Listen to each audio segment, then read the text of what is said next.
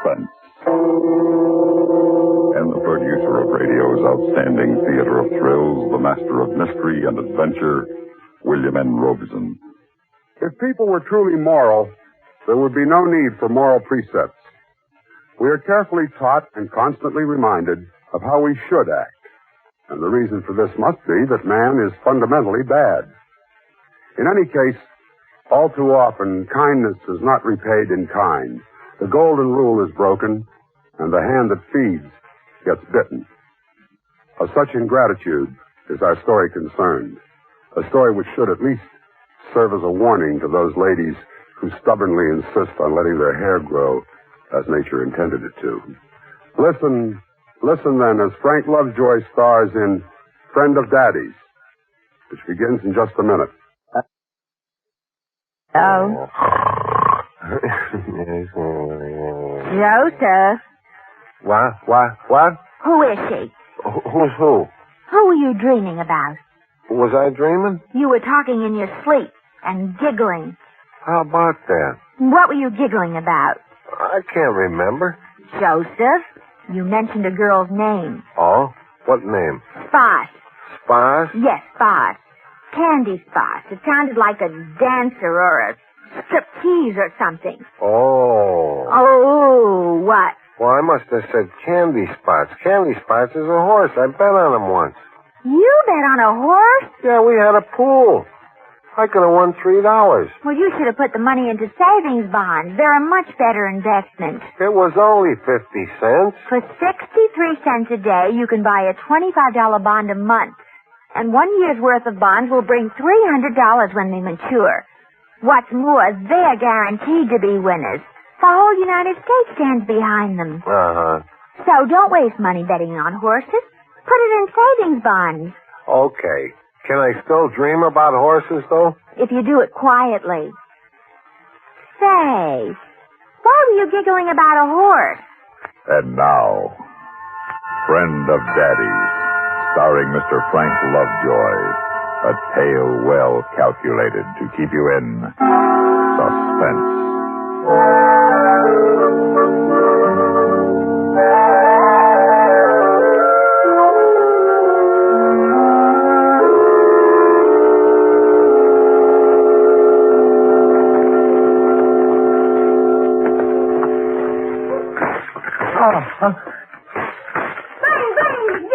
Oh, you little... Give me that pistol. Oh. Don't you ever do that again. You give a person a heart attack scaring him like that. Give me my gun. Give me my gun. Carry your belt across the mouth. I'm sorry, mister. I didn't mean to scare you. All right, kid. Just don't ever do that again. I won't. I promise I won't. Hey, what's your name? Butch? Yeah? My name's Butch, too. It is? Yeah. I bet your last name's Carson. That's right. How'd you know? Because you look like your daddy. You know my daddy? I knew him in the war in Korea. I was just looking for his house. It's right there. Or he's at work. Oh? But Mommy's home. Well, then let's go see Mommy, okay? Okay, I guess. Oh, can I have my gun back? Sure. Here you are, Butch. Only remember what I said. Yeah. What did I say? I oughtn't to give people heart attacks so I'd get a belt in the mouth. Yeah. Well, that's not it exactly, so let's forget about it, okay? Okay. Because we're going to be friends, aren't we, Butch? Yeah, I guess. Hey, Mommy, somebody wants to see you. Who is it? A man. Well, tell him I don't want any. He's a friend of Daddy's. Oh, well, just a minute. I'm sorry. I thought it was a salesman. I just washed my hair. I was drying it out back. Very pretty, your hair. Butch said you were a friend of my husband's? Oh, yes. I'm Butch Bailey. Butch Bailey. Well, at last we meet. Butchie, this is Daddy's best friend from the Korean War. I know. Oh? You two have already met? Oh, yes. Out front. I was ambushed. Oh, yes. Young Maverick's quite a shot with those cat pistols. Won't you sit down? Thank you. Pete ought to be getting home any minute. I know he'll be so glad to see you. It's been a long time. Can I get you something? A can of beer or something? No, thank you. I'm fine. Well, if you excuse me a minute, I'll do up my hair. No, please. Leave it the way it is. It's so pretty. Well, You don't see long hair like that much these days. I guess I'm just old-fashioned. I've never cut it. Don't. Don't ever.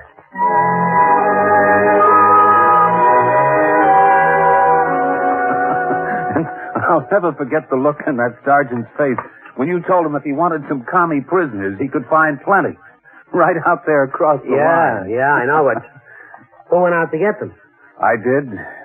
But I'd never have gotten back if it hadn't been for you. Ah, forget it. More coffee, anyone? Yes, thanks. I'll have another cup. Well, then what happened? It's way past your bedtime. That's what's Oh, happened. Mom. Come on now. Come Just let on. me stay up for one more story. All right, Butch, you've had it. Run along. But, Pop. Right now. Okay. I'll come in and tuck you in, honey.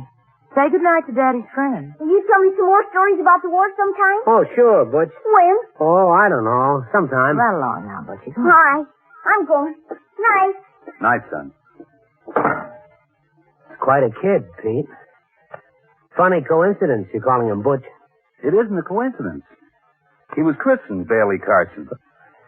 You named him after me? Well, he wouldn't be here if it weren't for you, because I wouldn't be here now if it weren't for you. It's good to know that there's a kid growing up carrying your name. Me, I got nobody, no family, nothing to tie to. Oh, that's no way to talk, Butch. The right girl's bound to come along and... Oh, not for me. Who'd have me?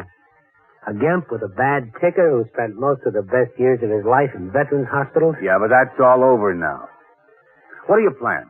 Plans? Oh, I don't have any. What good are plans? And we'll make some for you. Look, Butch, why don't you stay here with us for a while? Oh, I couldn't do that. Oh, sure you can. We've got a little room off the garage. It isn't much, but we could fix it up, couldn't we, darling? Oh, yes, of course we could. No, I couldn't just walk in on you. Now listen to me, Butch. I'm a very happy man, and I owe my happiness, I owe my life to you. You don't forget a debt like that. I've worried about it for years. I've wondered where you were and how you were, and suddenly you show up. My turn now to help you. Nothing as dramatic as saving your life, but at least I can help you get started on a new life. But... No buts, are there, darling? No. You're moving in as of now.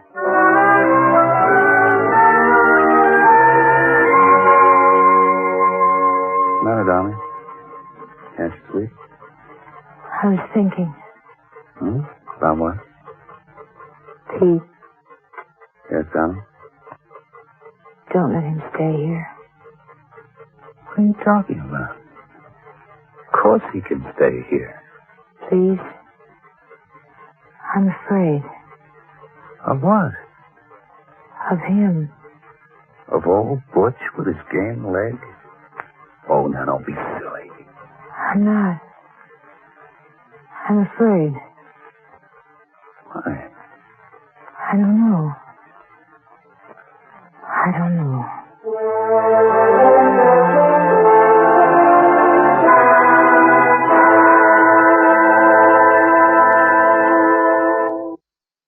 And now, starring Mr. Frank Lovejoy, Act 2 of Friend of Daddy's.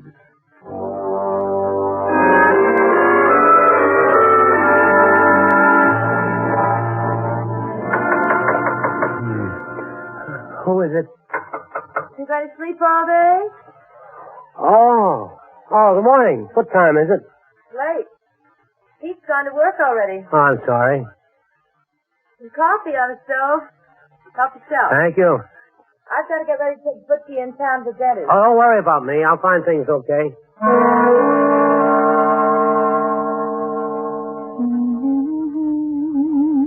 Butchie, Yeah, Mommy. you dressed? Oh. Hurry up. I'll be ready as soon as I finish brushing my hair.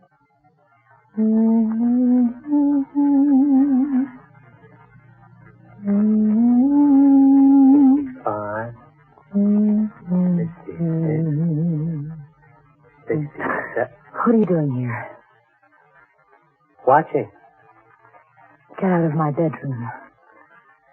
My mother always brushed her hair 100 times every morning and every night. You brush your hair 100 times, Louise? I said get out of here. I just want to watch. You don't see long hair like yours anymore. It's so soft and fine, like my mother's. Just like my mother's. Let me touch it, Louise.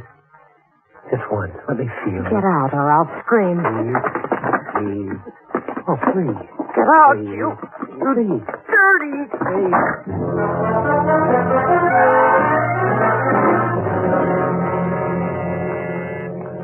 Yes. Oh? Oh, send her in. Pete. Honey, what are you doing down here in the middle of the morning? Pete. That horrible man. Oh, what horrible man. That buddy of yours, Butch Bailey. Oh, what'd he do? I was brushing my hair, and I looked up, and there he was standing in the door watching me. Well, I don't blame him. You make an awfully pretty picture brushing your hair. For you, Pete. Not for anybody else. Well, then you should close your door. In my own house? Pete, listen to me. Your friend is crazy. Oh, come on. I told you I was afraid of him, and I was right. He had a look in his eye. Now, aren't you imagining a lot of this? No. He wanted to feel my hair. I had to push him out of the room with all my strength. Of course, he had no right coming into your And then room. when I finally got up enough courage to come out, he was sitting in the breakfast nook drinking coffee, as cool as a cucumber, as though nothing had happened. But that look was still in his eyes. I can't describe it. Well, I'll have a little talk with old Butch tonight. Pete, you don't seem to understand. Talking won't do any good. Get rid of him. But I can't just throw him out. If you don't, I'll take Butchie and check into a hotel. Oh, Louise, you're being childish. No, I'm not. I'm not going back to that house until that man has left. Well, I know this is upset you and all that, but try to understand the poor guy. He's been in hospital for years with all those ugly nurses, and when he sees a woman as beautiful as you are, he... Pete, listen to me. I did some checking at the Veterans Administration on my way over here. Your friend Butch Bailey has been in and out of veterans' hospitals ever since Korea, true. But not for a crippled leg. For a crippled mind. He's a psychopath. So, that's the way it is, pal. I see. I'm sorry, but you know how women are. Oh, sure. I never should have come here. Oh, now don't say that. I don't want to cause you any trouble, Pete. You got it made. A beautiful wife, swell kid, no place for me in this setup. Now, look, Butch. Well, that's what you're telling me, isn't it? But you make it sound Like it is. Your wife says get rid of the bum, so you get rid of the bum. You're not making it easy. Why should I? No. Wait a minute. As you were, I'm not sore. See, I understand. I shouldn't have done what I did. I know that, but I didn't mean any harm. I was just looking at her. I know, Butch. I understand, but she doesn't. And she's my wife. Yeah, and you stick to her, kid. You got a wonderful woman there. Well, I better shove off so Louise can get back in her own house. Where are you going? Who knows? Who cares? I do. Look, Butch, what can I do for you? Do you need anything? Can I lend you some money until you get on your feet? No, thanks. Pete, I'll be all right. You do understand? Sure. Oh, sure. Let me see you. Go on, Butch.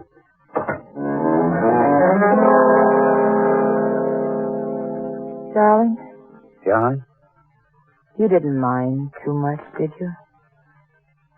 What about Butch? Yes. Look, baby, you're my wife. You come first. First get it before anybody. Oh, Pete. Oh, hey, look at the time. We better hit the sack. I'll go in and get ready for bed. Yes, and I'll lock all the doors and the windows. Oh, don't be silly.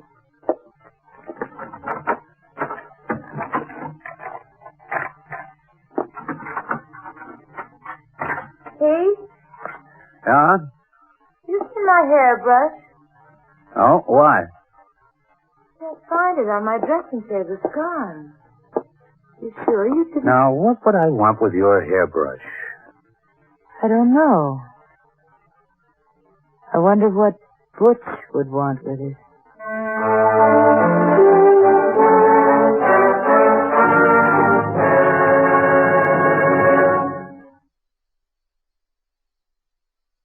And now, starring Mr. Frank Lovejoy, Act 3 of Friend of Daddy's.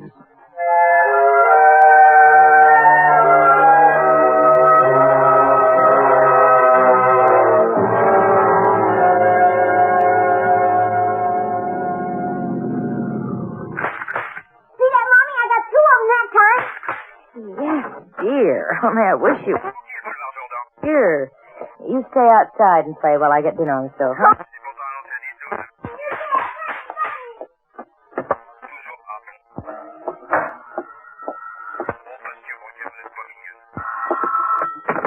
Hello?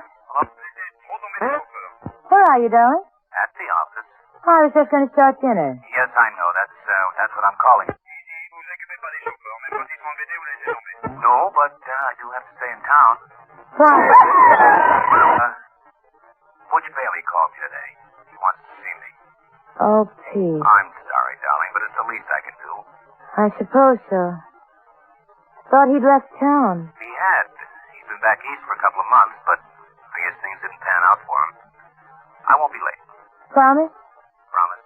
See you later. Bye, darling. Hello, Louise. Butch. What are you doing here? I couldn't stay away. Was Pete on the phone? He said... I know. He said he was meeting me downtown. I made that date with him to be sure he wouldn't come home and interrupt us. Interrupt? What do you want? Take down your hair. I certainly will not. Louise, please do me a favor. Take down your hair. That's all I ask. Just take it down. Ridiculous. Now get out of here. Get out. You won't take down your hair when I ask you nicely? Of course not. I have to make you take it down. Put away that gun. Butch. Not until you let your hair down. You wouldn't use it. Oh, yes, I would. Even if I had to kill you, your hair would still be alive.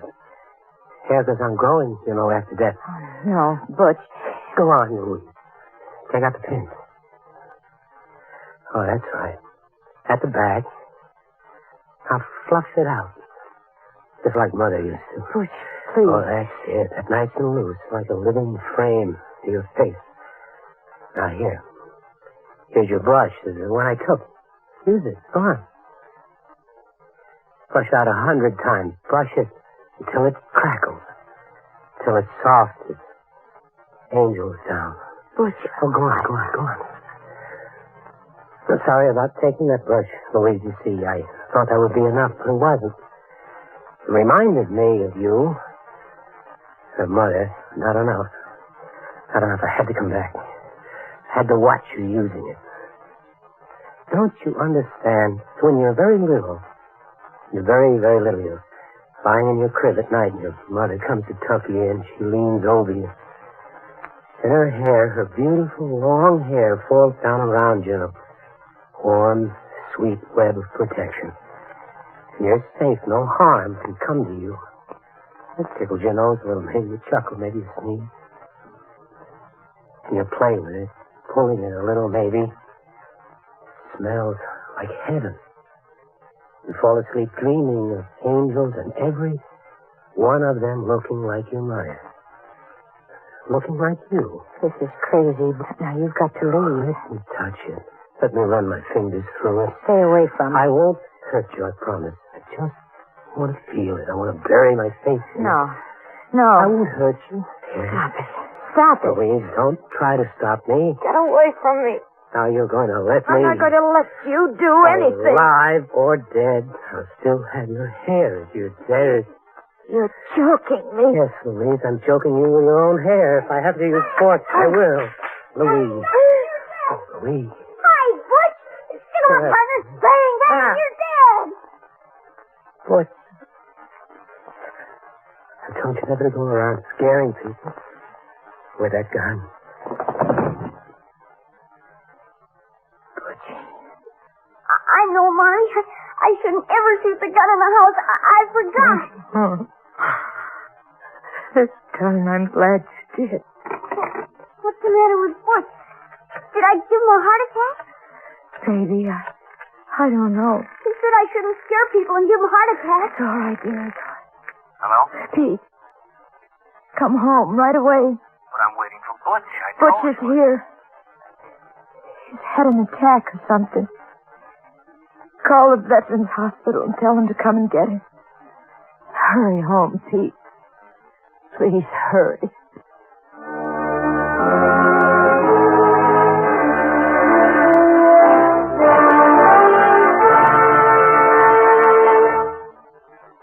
Suspense, in which Frank Lovejoy starred in Friend of Daddy's, written, produced, and directed by William N. Robeson. Supporting Frank Lovejoy in Friend of Daddy's were Kathy Lewis, Bill Quinn, and Dick Beals. Listen. Listen again next week when we return with Robert Horton starring in Spoils for Victor, another tale well calculated to keep you in suspense. This is the United States Armed Forces Radio and Television Service.